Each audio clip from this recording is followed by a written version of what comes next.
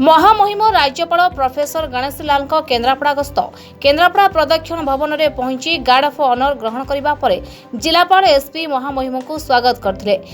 जिला स्तरीय अधिकारी आलोचना करी प्रति विद्यालय में मौलिक शिक्षा सह आवश्यकता पूर्ण करने दिगरे परामर्श देथिले। आसंता वर्ष अगस्ट 15 तारिख सुधा छात्र छात्री किपरि निजको प्रतिपादित करिवे से नहीं परामर्श देछंती। मैं जब बालक था तो पता करता था कि मेरे पिताजी के पिताजी, उनके पिताजी, तो मैं कहाँ तक जाऊँ। तो फिर ध्यान में आया कि जगत पिता के ही प्रतिबिंब इस धरती पर पिता माता हैं।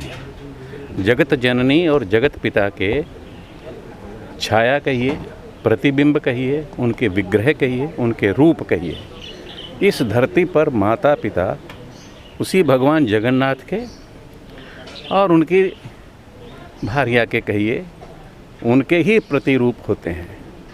और इसलिए उनके प्रति जितना भी सम्मान हम व्यक्त कर सकते हैं, उनको धरती पर उतारने का प्रयत्न कर सकते हैं, तो फिर आपसे वो कभी अलग नहीं होते हैं।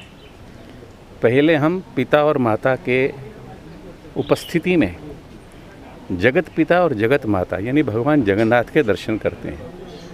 अब प्रभु जगन्नाथ के दर्शन करने पर मुझे मेरे पिताश्री के दर्शन होंगे, मेरी माता के दर्शन होंगे, ऐसा भाव हमारे अंबिका दास जी व्यक्त करते रहते हैं लगातार, लगभग प्रतिदिन राधा कृष्ण टेम्पल में 8 से 9 बजे तक रात को। मेरे माताश्री और पिताश्री भी, हमारे इष्ट देव भी भगवान कृष्ण हैं, प्रभु श्याम हैं। इसलिए स्वाभाविक रूप से हमको भी मंदिर में कभी कभी जाना होता है। तो इस मित्रता के नाते कहिए, अपने बंधु के नाते कहिए, अपने भैया के नाते कहिए, मैं यहाँ पर केंद्रपाड़ा में उपस्थित हुआ हूँ और इस अवसर पर आप सबके भी दर्शन करने का जो सौभाग्य प्राप्त हुआ है, उसके लिए भी मैं आपका आभार व्यक्त करता हूँ। मैं 2-3 विषयों को लेकर चलता हूँ। मेरा सबसे प्रमुख विषय है कि उड़ीसा के बचपन को ये एहसास होना चाहिए कि वो उत्कल प्रदेश का वासी है। इसलिए मैंने कलेक्टर को भी कहा है, एक प्रस्ताव दीजिए सभी बच्चों को कि मेरा उत्कल प्रदेश आज कैसा है, 15 अगस्त 2022 को कैसा होगा, 2030 में कैसा होगा, और आने वाले समय में मैं भारत का ही नहीं तो विश्व का किस प्रकार का नागरिक बनूंगा। ये एक विषय है जो मेरे दिमाग में लगातार कौंधता रहता है। बच्चों की मिड डे मील अच्छे से अच्छे खाने को मिले, उनको स्वच्छ पानी पीने को मिले, बेटियों के लिए टॉयलेट्स अलग से ठीक से सुंदर हों, जहाँ को एजुकेशन सह शिक्षा है, लड़के लड़कियाँ इकट्ठे पढ़ते हैं, वहाँ बेटियों के टॉयलेट्स अलग से होने चाहिए। इस सारी व्यवस्था को सुचारू रूप से इस अमृत महोत्सव जो 75 वर्ष भारत की आज़ादी के पूरे होने जा रहे हैं, उसमें ये सब मैं भारत का ही नहीं तो विश्व का किस प्रकार का नागरिक बनूंगा, ये एक विषय है जो मेरे दिमाग में लगातार कौंधता रहता है। बच्चों की मिड डे मील अच्छे से अच्छे खाने को मिले, उनको स्वच्छ पानी पीने को मिले, बेटियों के लिए टॉयलेट्स अलग से ठीक से सुंदर हों, जहाँ को एजुकेशन सह शिक्षा है, लड़के लड़कियाँ इकट्ठे पढ़ते हैं, वहाँ बेटियों के टॉयलेट्स अलग से होने चाहिए।